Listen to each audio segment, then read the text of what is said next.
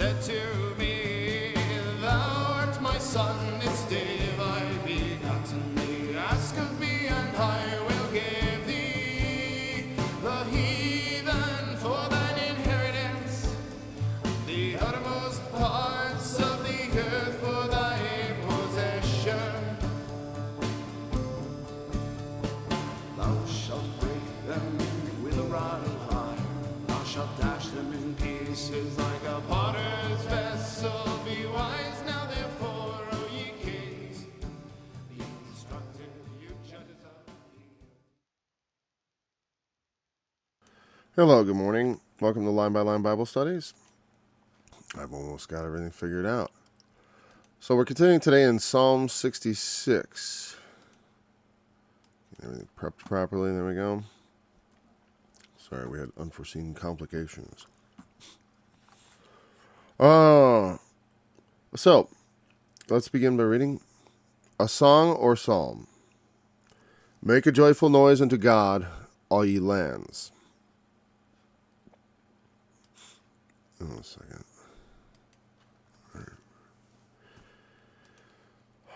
Make a joyful noise unto God, all ye lands. Sing forth the honor of his name. Make his praise glorious. Say unto God, how terrible art thou in thy works. I only said it that way because it's a funny thing to say. Okay. Say unto God, how terrible art thou in thy works, Through the greatness of thy power shall thine enemies submit themselves unto thee.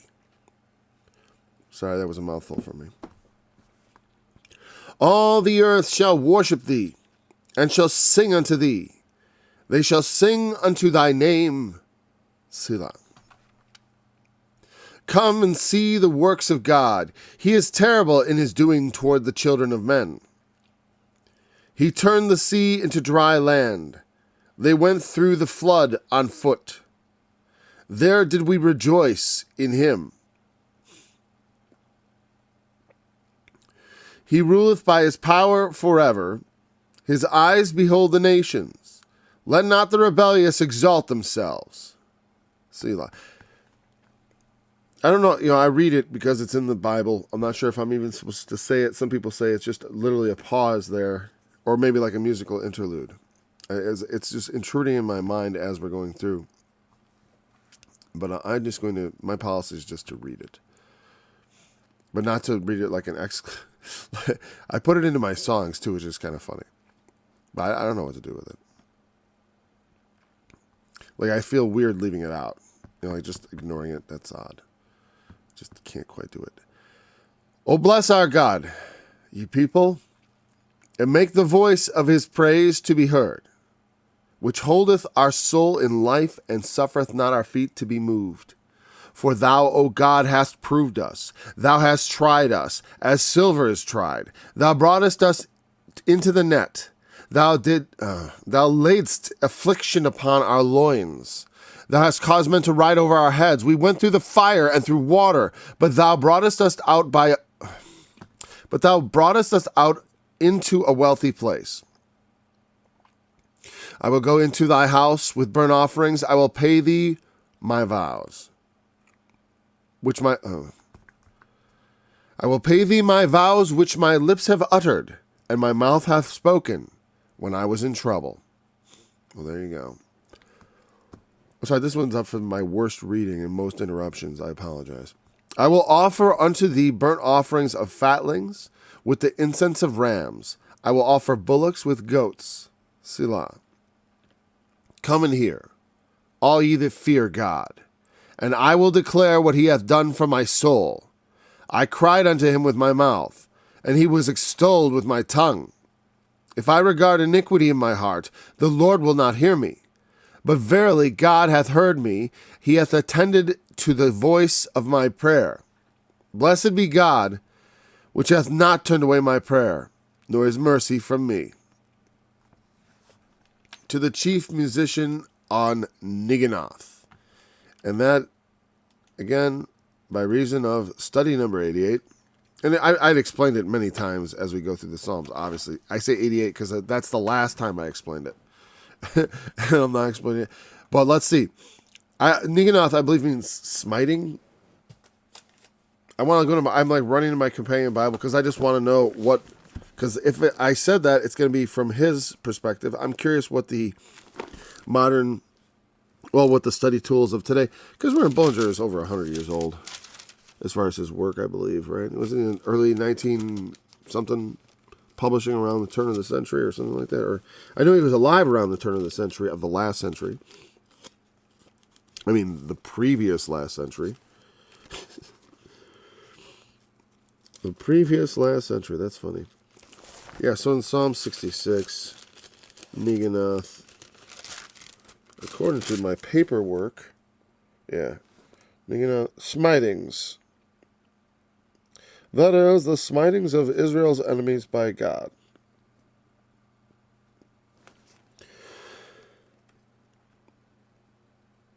Yeah, if you look at the next psalm,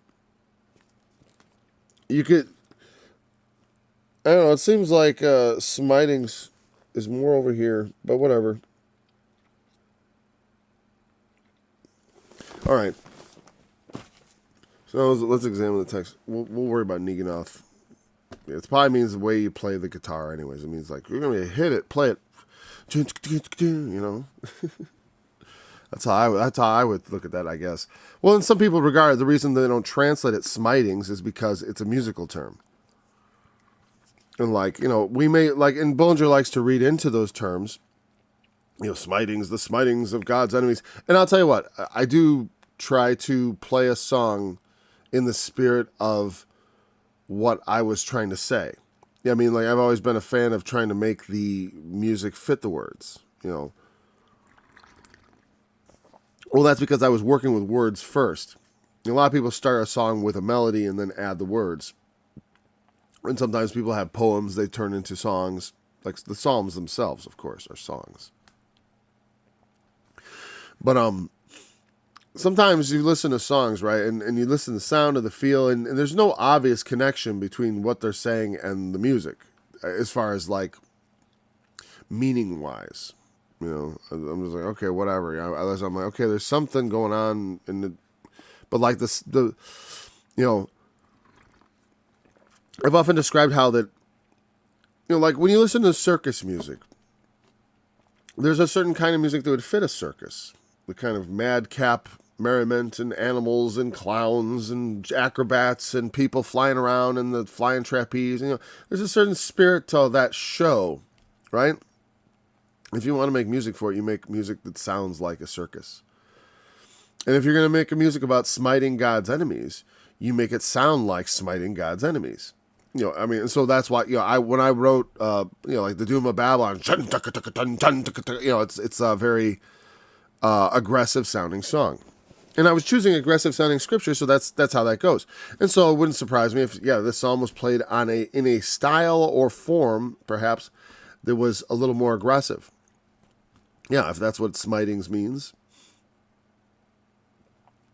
But aggressive in joy, you can have an aggressively joyful song too, by the way. But smiting, who knows what that smitings means? Maybe it just means a way you play your stringed instruments, as opposed to plucking to strum them.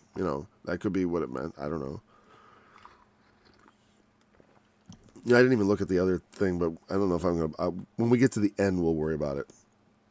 Okay, make a joyful noise unto God, all ye lands. That reminds me of Psalm 100. Make a joyful noise unto Yahweh, all ye lands. But then it's not God, it's Yahweh. And serve the Lord with gladness, come before his presence with singing. So we depart immediately. But I guess that's an opening to a couple songs. Make a joyful noise is a way several psalms start. Unto God, unto the Lord, all ye lands. Also the lands reference, calling to the world to come to worship God. Sing forth the honor of his name, make his praise glorious. You make his praise glorious by singing forth the honorable things God does. You talk about his actual qualities and that which he does. The Lord loveth righteousness. The Lord is a just judge, but also merciful. That's more important. I'm much more glad that he's merciful than that he's just. Well, at least just but mercy is better. Isn't it? Mercy rejoiceth against judgment, but certainly against condemnation. Say unto God, how terrible art thou in thy works. Say unto God, how terrible. Describe to him just how, you made the flood stood upright as a wall. The depths were congealed in the heart of the sea. That's how Moses in the in the song in Exodus 15, the song there. They get into great descriptions of how Pharaoh's chariots and his hosts were overthrown in the sea. And the flood stood up as a wall, the plagues, all the things that God has done. All his terrible works. Good, great, and marvelous, but also amazing to behold. And not always, in a way that feels safe. Let me put it that way. That's when we talk about the terror of the Lord. It is because just like a roaring sea, it's like we trust God, but he is immensely powerful. We trust him. We have every reason to trust him. He lets us keep going. I should trust him above all others because he is always, every moment he's given me mercy and is still giving me mercy. I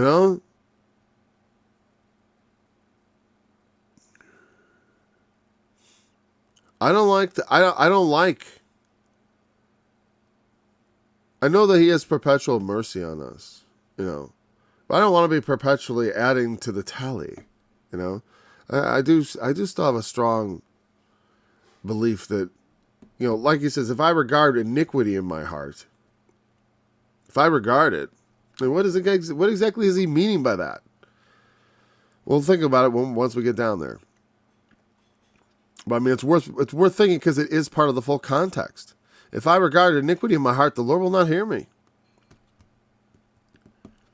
I don't want to, I don't take everything as axiomatic, as dogmatic. Like if you ever regard it, then he'll never hear you again. And no, the point is, it's like, I'm going to look at that. What's that? Let's look at that regard right now. I want to know what that means. I don't want to sit on the lack of understanding. Regard. Okay. I already messed it up. I'm trying to be better at this. There we go. Wrong button. Until I get that fixed, that one will do. So, it was a little 17. No, it was 18. If I regard.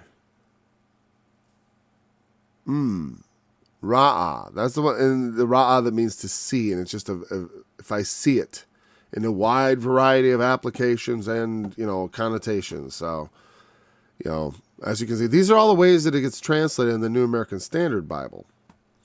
What you see right here, all these words right here, like all of this. And the NASB, this is how many times they chose like a different word almost every time, it looks like.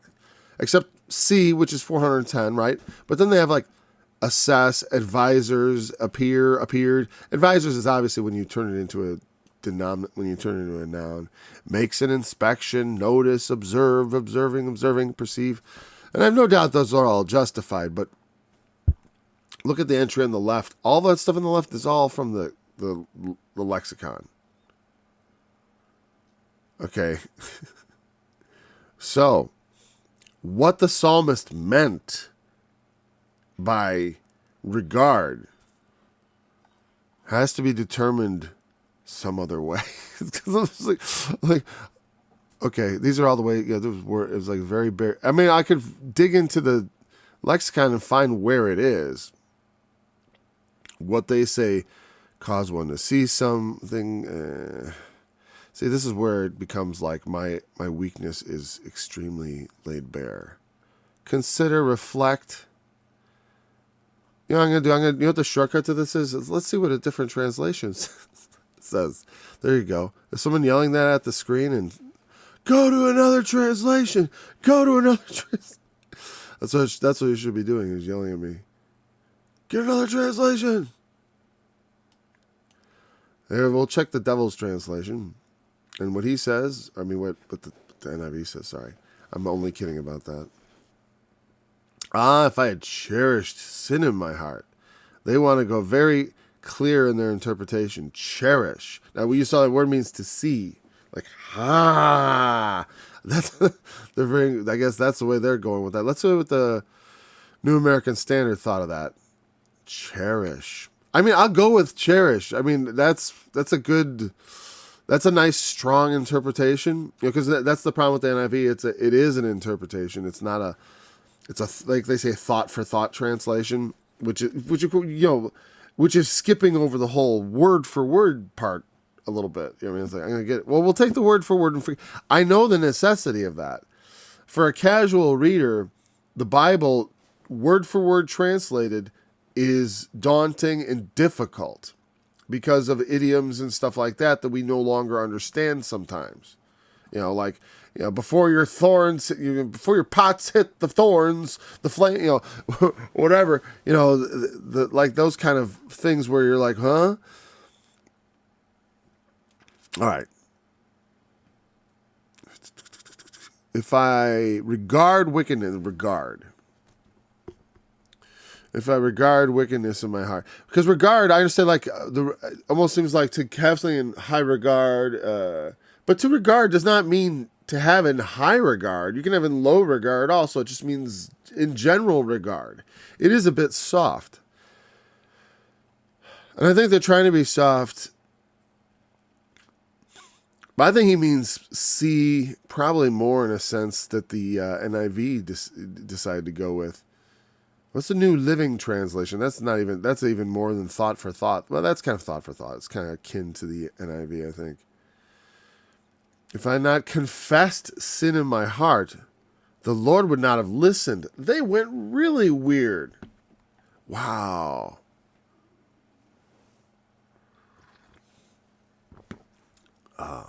But you know what? I see their point.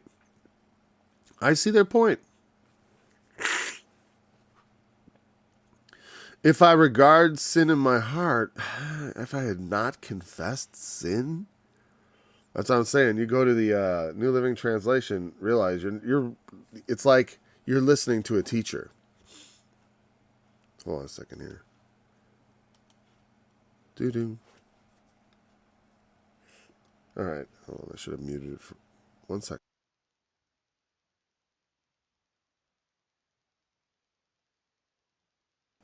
Sorry, I thought that mute was a little bit slow. I saw the meter dying down. Sorry about that. Okay. So the New Living Translation gave us a really, if I had not confessed it, that's just so astonishingly different. Because they actually include a negation. So they're saying regard is the opposite of confession. If I sort of hang on to sin. And I think we understand that that's kind of what it's saying. So if I hang on to sin in my heart, the Lord will not hear me. Or if I see it in my heart. You know what I mean? Like, yeah, I get it. Like I would just translate this, see. If I see iniquity in my heart, because that's what the word means. It's the easiest way to do it. If I look into my heart and I see iniquity there in my heart, the Lord will not hear me. I've got to get the iniquity out of my heart. Why do they have to make it so hard? Regard. See. That's what the word means. That's what I'm going with. I'm going with the primary word, 410 times translated, see. Thanks, King James. Man, everybody gets this so weird. If I had not confessed, New Living Translation, you deserve a spanking. Where's my belt? That really ticks me off. I'm like, man, it took me all that time to see that. Yes, that's how you read it, as far as I'm concerned. I'll stand on that one. If I see iniquity in my heart. Very simple. If I look into my heart and I see iniquity there, it's in there. I haven't, because I get it. They're right. If I confess it, it's like getting it out. It's not hidden away in my heart. Like, I know I did something wrong. I look into my heart. It's like, boy, I've got some iniquity in there, And it needs to be purged. God does not hear sinners. When we come to Christ, we come confessing sin. We come empty-handed, begging his mercy. And through faith in Christ, we have his mercy. And the blood of Christ purges the sins from us. And so God doesn't regard us as sinners, and so he hears us. But we should still take it seriously. Don't hang on to sin. Don't hang on to iniquity in our hearts. We have to get it out and put it before the Lord continually. We got to confess to the Lord continually, at least to him. I can't hide it from God. If I think I'm hiding it from God in my heart, I'm not. That's so wrong. I'm so not right with God at that point. If that's my thought. Once I start thinking, who sees me, who knows me? I'm getting into dangerous territory. I don't know I don't know how as a Christian you're going to get there, because coming to Christ, if you're continually coming to him in prayer and in honesty, it shouldn't be an issue. Okay. So I just wanted to get to, if I see iniquity in my heart, thou art terrible in thy works, through the greatness of thy power shall thy enemies submit themselves unto thee. Because that's the thing, is like ultimately what he's saying is, I need God to hear me. I want him to make my enemies my footstool. I want to defeat the enemies. I have enemies on earth. And my enemies are God's enemies. Not because God has come down and taken up my fight. Sorry, I'm got an itch on my head here. I don't know why I washed my head this morning. It's not that I have some fight and, I got a beef with my neighbor and God's getting involved or something like that. It's not like that at all. It's like God has a controversy that I have joined into. You know what I mean? I have been drafted into it by he himself. In the truest of the sense of that he, well, as it says, what did it say? Wasn't it in the very last pasture?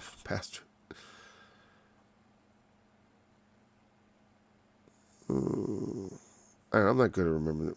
But we were recently saying how he brings them.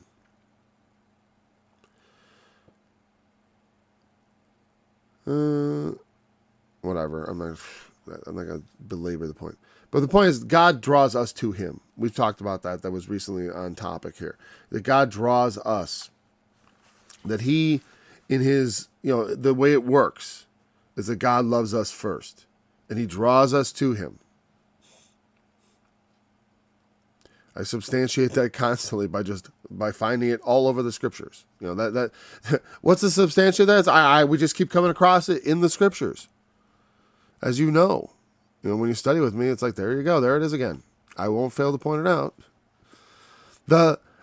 Through the greatness of thy power shall thine enemies submit themselves unto thee. That's every knee shall bow, every tongue shall confess. That enemies will submit through God's power. When God uses his power and exercises it in a certain way, yes, they submit.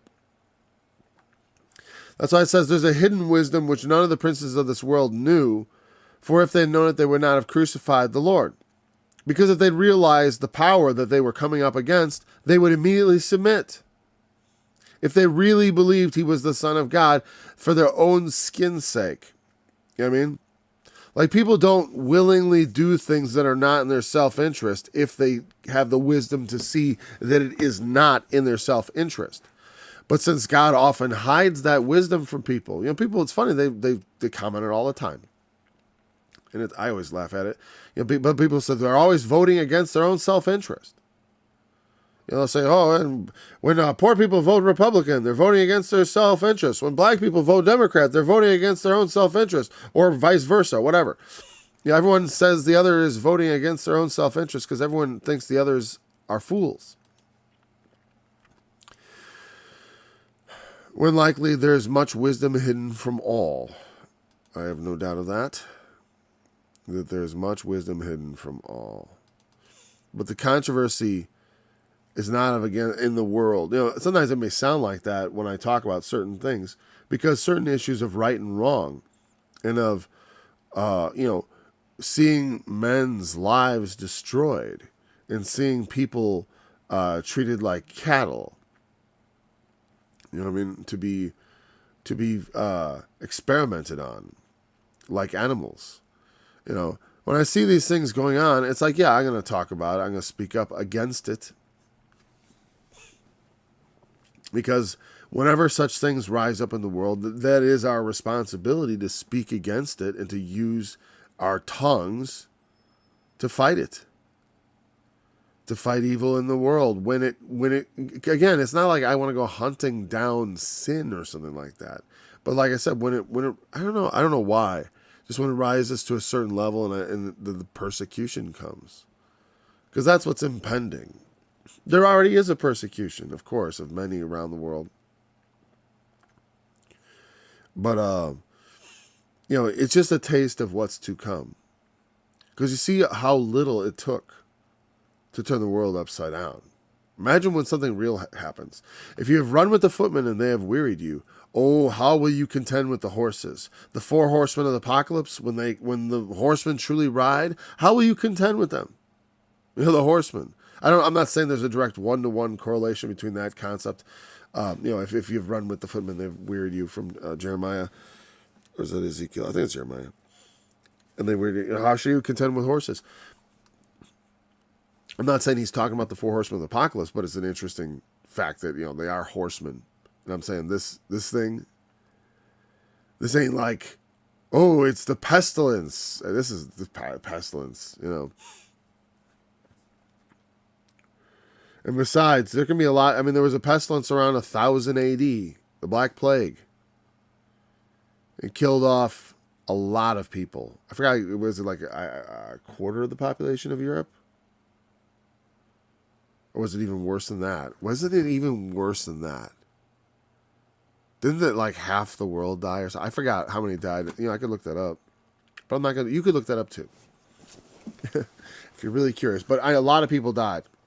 I'm not saying it has to be Black Death level for us to take it seriously as a society. But you see how much overkill there was on something that was, let's say, within range. Which was in the you know, if you're going to categorize diseases, right? You're going to take the latest thing we had to deal with, and okay, is it flu-like or is it smallpox-like? Which basket is it closer to?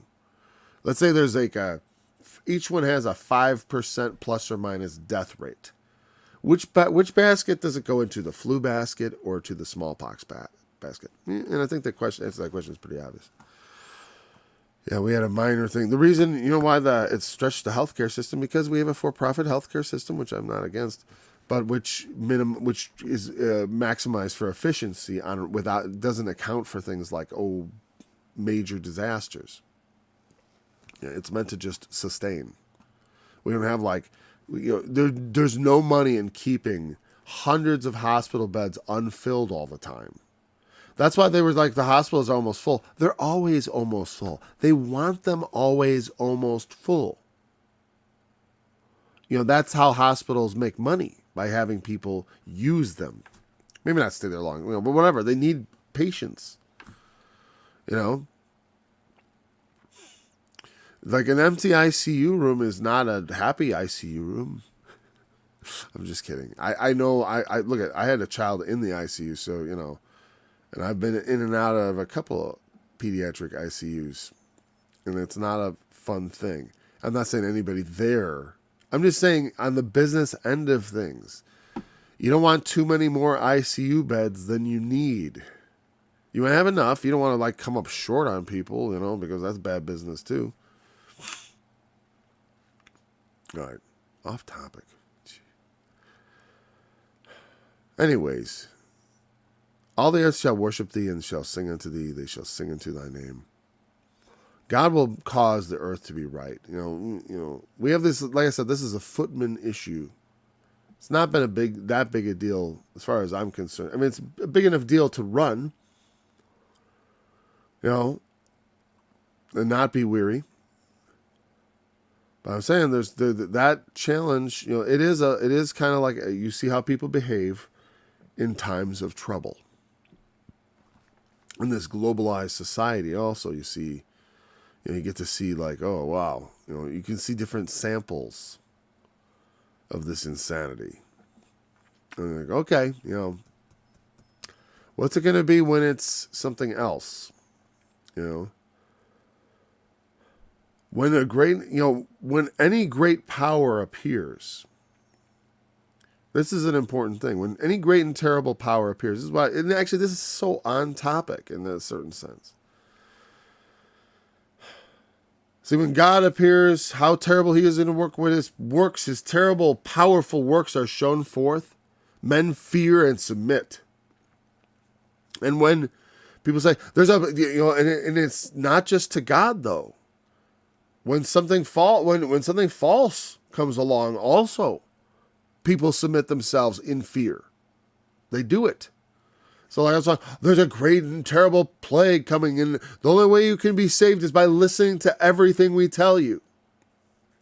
And people submit in their fear. They do. All the world will submit to. That's why every knee shall bow to Christ.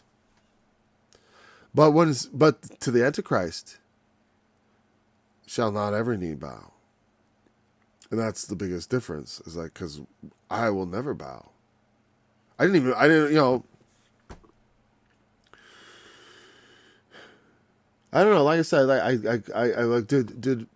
I didn't consider it. Like I said early on, I wore a mask openly, and then I wore it from time to time to go to hospital or to to enter the doctor's office once. But I just avoided those places for the most part. A couple other places where it was like, we'll call the police if you don't put a mask on. I was like, all right. One store in particular. But everywhere else where I could get away with it, no.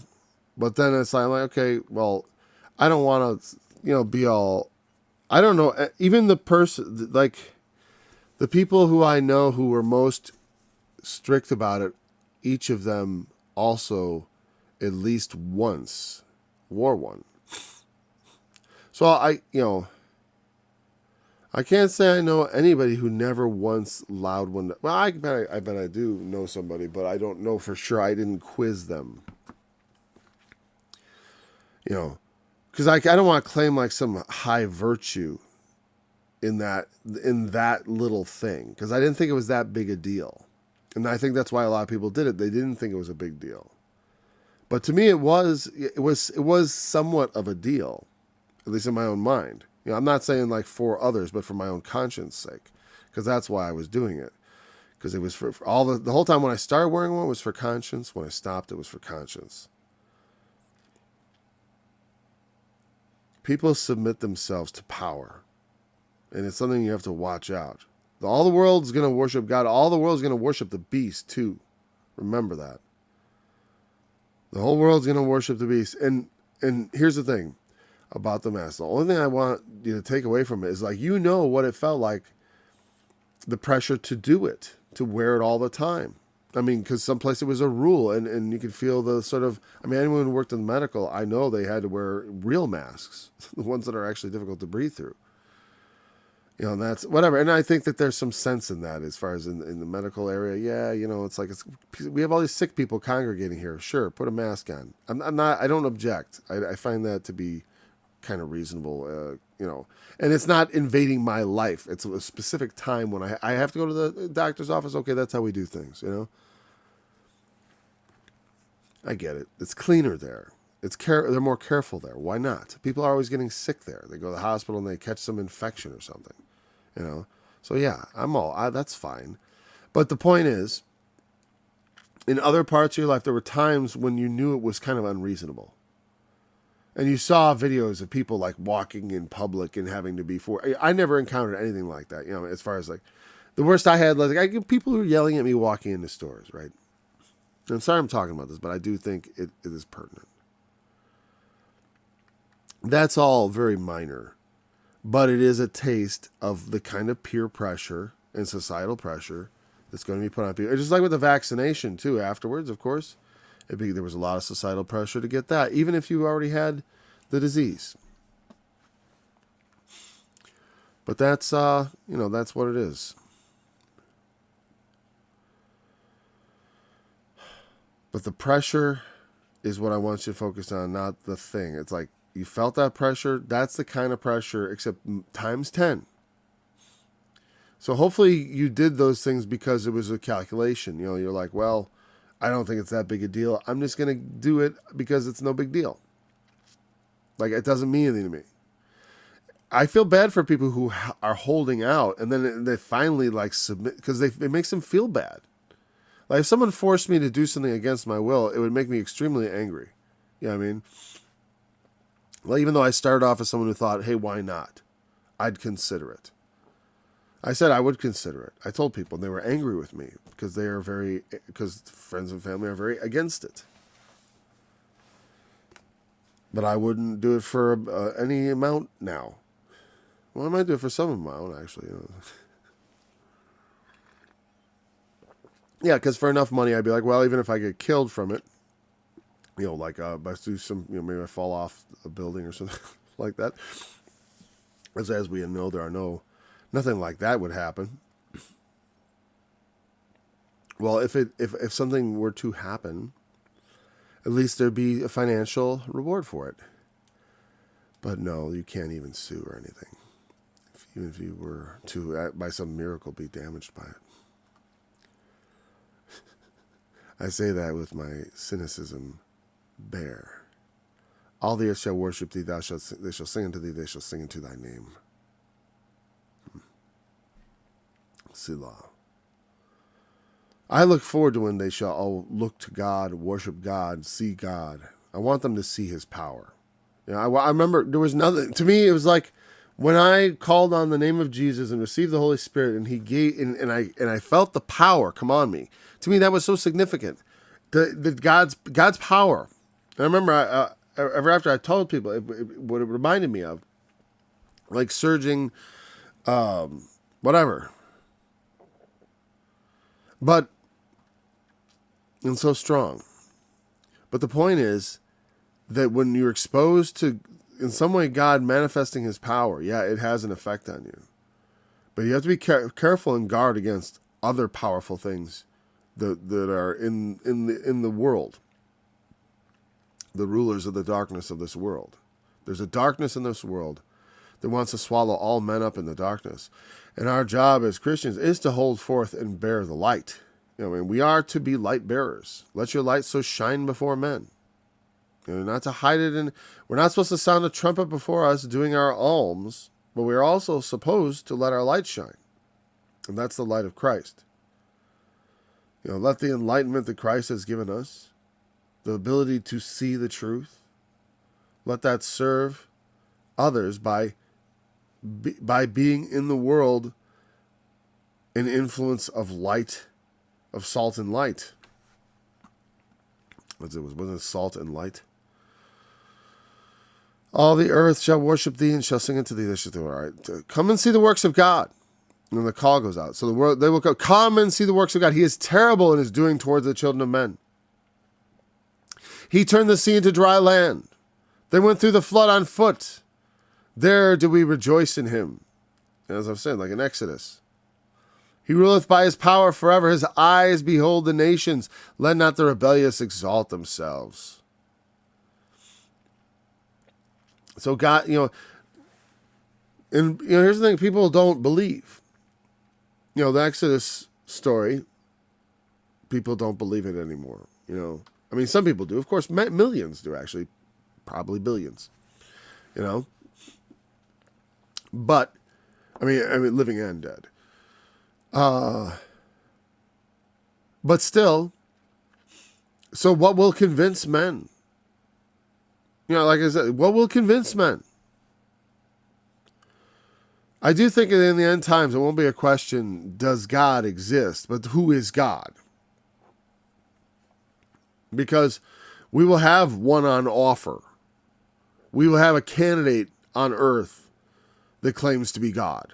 I know that. That is coming. That is certain.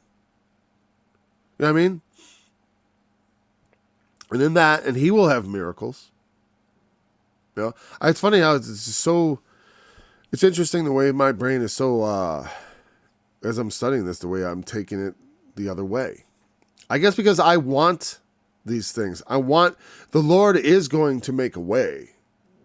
The earth is going to open its mouth and swallow up the flood the dragon casts out of his mouth. But this is the old glory of Israel.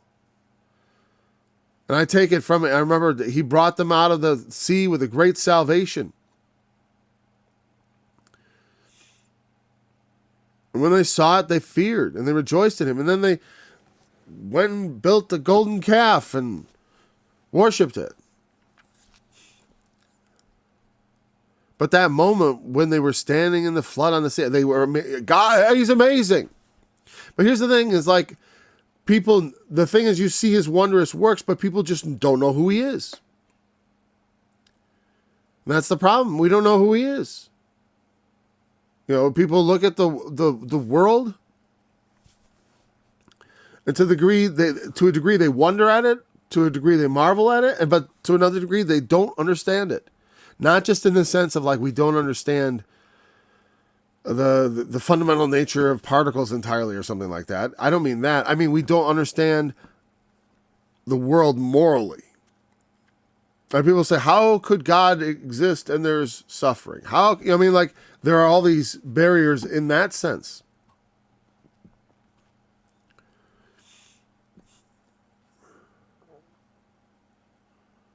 People know that God's doing toward the children of men can be terrible at times. That men suffer and die in cataclysms, catastrophes. And sometimes it's for the sake of God's people. He even does things like he did with Pharaoh's armies. In the end times, there's another army at the Battle of Armageddon that's going to be kind of the opposite. It's going to be turned from an army, instead of a flood of waters, it's going to be a flood of blood. That's the report. All the reports indicate Christ returning and then showing up just covered in blood not soon after. Wherefore art thou red in thine apparel, and thy garments like him that treadeth in the wine fat? Let not the rebellious exalt themselves. That's the thing. That's the way the world is going. The rebellious exalt themselves. And the key rebel of all himself, Satan, is going to be at the bottom of it and deeply involved and may himself be the false god. They worship the dragon. I know that. I don't know if they know they're worshiping the dragon or they see they worship the dragon, but I know the dragon feels worshipped. That's the thing. Because I think that's how you judge it. Because worship is very personal, I think. Will you worship you know not what? So you can worship ignorantly and you know not what. I mean, they had the unknown God on Mars Hill, right? So, oh, bless our God, ye people, make the voice of his praise to be heard, which holdeth our soul in life. I like that phrase. And suffereth not our feet to be moved. For thou, O God, hast proved us, hast tried us, as silver is tried.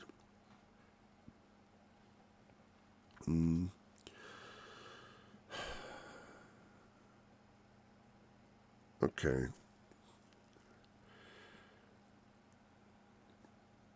Oh, let's just start looking at holdeth our soul in life. That sounds to me, I really want to read that like, you keep our souls alive. Like, when God breathed the breath of life into the nostrils of Adam, he became a living soul. That's what it says. And God breathed the breath of life into his nostrils, and he became a living soul. The breath of life. And when God, and I don't think literally like as just breath, breathing, but the point is like we know that we respire and we're alive, and that breathing is part of life, right? fact, I always remember Bill Clinton's excuse for supporting abortion was that until the baby is born and takes his first breath, it has no soul. Isn't that fascinating? I always thought, I'm like, well, there's an argument. It's just a soulless blob of tissue, or no different than an animal or something. As far as that's what he would say. I don't think it has to do with literally breathing. I just think that when man came alive, he started breathing, and God imbued him with the spirit of life. But the point is that our soul is held alive. But it implies to me also, like that idea, like that our soul could not be alive. Like there is the idea of souls dead. Because people talk about soul sleep, but it really means like your soul's dead. But you're not dead, because God won't hear of it. Our God is not the God of the dead. He's the God of the living. Because in him, Abraham, Isaac, and Jacob, they all live in him because he will raise them. Because look at, in the book of Revelation, I was in the Spirit on the Lord's day. You understand, God is already there. They're alive with him. From his perspective, from God's perspective, we all live in it. We're all alive. Even the dead are alive, except those who are really dead. Because when he thinks of you as dead, you're dead. And that means you really become dead. But when he thinks of you as alive, you are alive, really alive. He holds our souls in life.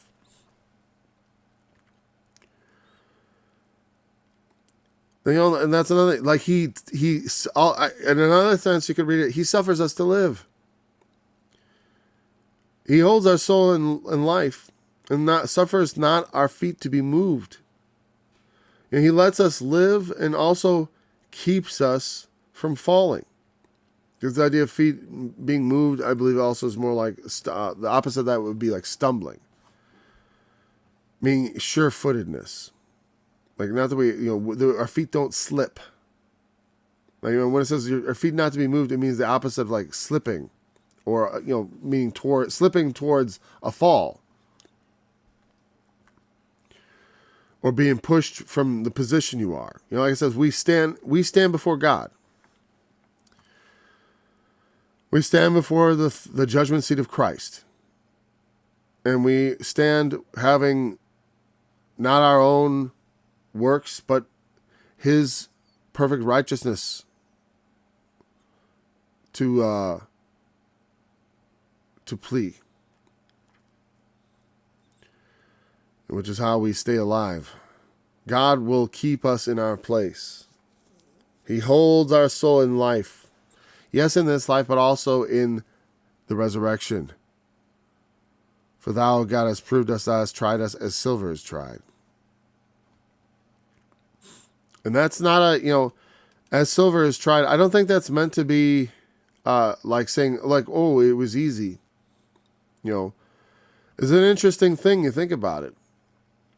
The word torment in the book of Revelation, when it says, Satan was cast into the lake of fire, where the beast and the false prophet were cast and shall be tormented forever and ever. The word says they're tormented. The word means to test metals by sparking them on a grindstone. Hence to put to the test through an ordeal. And that's why we get the idea. That's what the word torture means.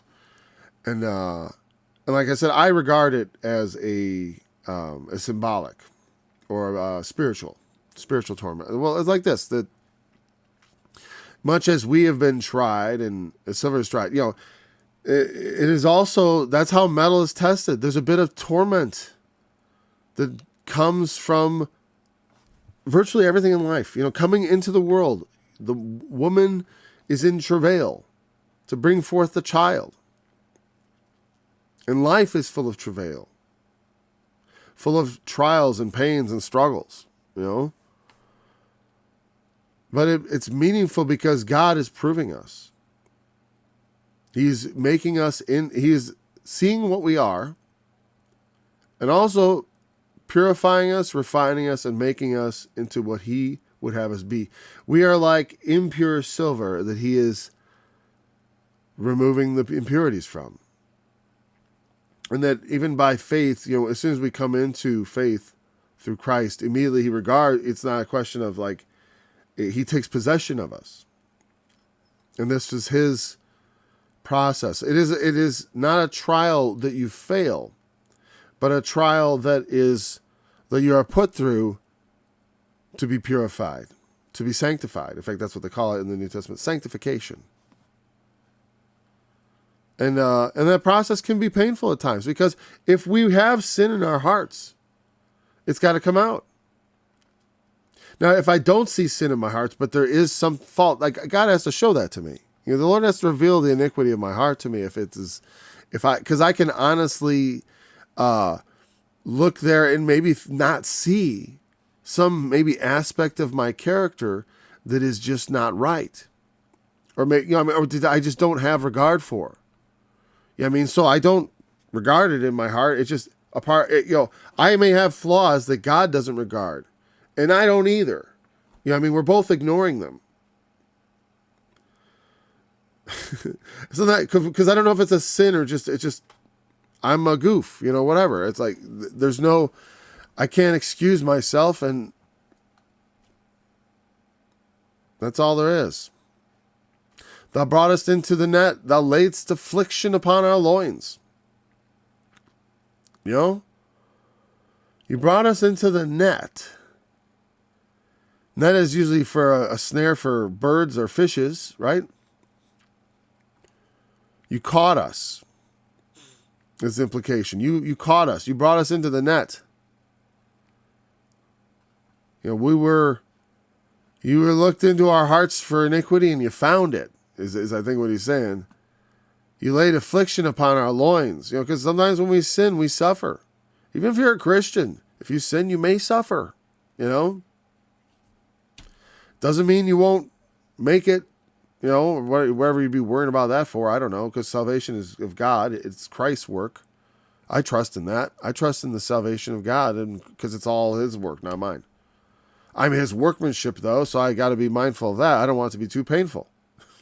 Because if he's trying to work on me, if I'm not listening, if I'm not paying attention, if I'm not reading the scriptures, the Lord may have to get my attention. And I don't really want him to have to get my attention. I want to be paying attention. It's like that moment in school when you're like kind of sleeping and the teacher comes up with the ruler and whacks on your desk. Now, they probably don't do that anymore, huh? I didn't even think they did that in my time, actually. Except maybe on TV shows or something. Or movies, perhaps. Thou laidst affliction upon our loins. The loins, back. I'm not very sure exactly where the loins are, whatever. Thigh. What is loins? I've always been. It's not the groin, it's the loin. I thought it was like the inside of the thigh. I have this association with the loin. Well, I think I selected the wrong Bible. Yeah, whatever. King James Version. Loins. For thou gavest purposes of loins. Okay. I love it. The definition was mothen, and the quick meaning of it was loin. Oh, wrong thing. Loin. I love it when they define the word that I don't know very well with another word I don't know very well, or with the same word. Its definition is loins. Well, thanks. From an unused word. I like that. That's a funny one. Well, meaning it's from a word that's not used in the Bible. Strong's exhaustive concordance means to be slender. From an unused root meaning to be slender properly. The waist or small of the back. Thank you. Only plural in the loins. Okay. There we go. The waist or the small of the back. That's the loins. Okay, the slender part there. Thank you. That's what I thought. It's not the inner thigh. It is the waist and small of the back area, I guess. The core, as we call it. And that is, we call that the core, and that is definitely the right sentiment for, you've laid this burden on us. Well, affliction. We've laid affliction upon our loins. And so, it'll say like, gird up your loins like a man. I mean, that means like, pull your pants up and put your belt on. They actually used a belt with their, you always see men running around with those open bottom things. I was taught that in battle they had to gather that up and belt that up, or when you wanted to work or do any sort of significant thing other than be casual, you had to kind of bind all that up with a belt, and that was the meaning of things like gird up your loins, like a man. And that phrase is used to indicate a sort of a call to manliness when we're talking about the words for men. It's funny, in English, we only have one word for love. We have actually many words for love, but also for men also. But we have many words for men, or many ways to indicate different thoughts about them. So, my screen's black. Okay, loins. When it talks about, so since girding up the loins is a point of strengthen, possibly also in your weak spots. It is a vulnerable place. Obviously, the loins is the what I always think of as the tenderloin in the cuts of beef, right? But the loins are a sensitive spot. You also want to protect, because obviously around there you're around your stomach and stuff. In the lower stomach, you're also vulnerable. We have no bones. It's very it's not like the rib cage area. We have ribs to possibly deflect harmful blows and stuff. So the idea of the affliction being laid there, I guess it's sort of like at the center, because the thing is, it is the center of your physical power, the loins. I think that's what they call gird up your loins like a man, because when a man needs to fight, that's the part you need to function. You need to be free in your movement. You don't want your pants falling down while you're trying to be in action. Like when I go out and work on my, I don't understand how guys end up with their butt crack hanging out when they're working on stuff, because it's so, I guess if you're bent over for a long period of time or whatever, but if you're moving around a lot, I like to pull things up and belt them on, so I can move. I have freedom of movement and keep things, keep everything packed up tight. Otherwise you might as well be in a pair of Speedos. I mean, as far as if you want to move around, get around. You just need everything kind of harnessed up and ready to move. But then to add affliction to that place, that then laid affliction on my seat of my physical power, as a man, my loins, the place from which I derive. I mean, because that is, when we do deadlifts and stuff like that, and other explosive lifts where you're using a lot of hip action, thrusting forward, that is a very important core muscle group from which you're getting a lot of your power. In the lower back there, it's an area that gets injured. You have to keep it, it's an easy place to get messed up, and where you don't want the affliction. Affliction on our loins is very deep. It's at the seat of your power. All right, so you've caused men to ride over our heads. We were powerless against our enemies. We went through fire and through water, but thou brought us out into a wealthy place. We were downtrodden. They had been slaves in Egypt. They went through fire and through water. But thou broughtest us out into a wealthy place. They brought them to the promised land. I will go into thy house with burnt offerings. I will pay thee my vows, which my lips have uttered. Just when I read it the first time too, I also just couldn't get that in one bite. Okay. All right, so, Went to right overheads, we went to find water, but thou brought us into a wealthy place. So let's just finish up with this part. Well, wait. Well, we'll go up to the Selah. And then we'll start with 16 next. So, you did all this for us, God. So, I have made vows to you. I will go to your house. I had something also to do with this. You did these things of old, and I have made vows, and I will pay them. My lips have uttered. My mouth has spoken when I was in trouble. I must feel like we should... I'm going to have to recap this tomorrow. Let's just start with verse 13. Because actually, when I think about it, I don't want to rush over this. And if I do, the first thing I'm going to have to do tomorrow is recap from verse 13. Because it's like, because it comes in. Now, because the first part of the psalm is pretty easy to encapsulate as a remembrance of God's mighty works from before. And how effectual they are in even making the nations to fear, right? And how that we went through all this stuff. You had us go through affliction. People rode over us. We went through the fire and through water, but you brought us out of it as a people. Okay, so that's much easier to summarize than what we'd be talking about from 13 on. So we'll start with verse 13 tomorrow. Stomach. Thanks for joining me in this study. We look forward to being back again tomorrow. Until then. All right. I will declare the decree. Yahweh has said to me, Thou art my son, this day have I begotten thee. Ask of me, and I will give thee the heathen for thine inheritance, the uttermost parts of the earth for thy possession. Thou shalt break them with a rod of iron. Thou shalt dash them in pieces like a potter.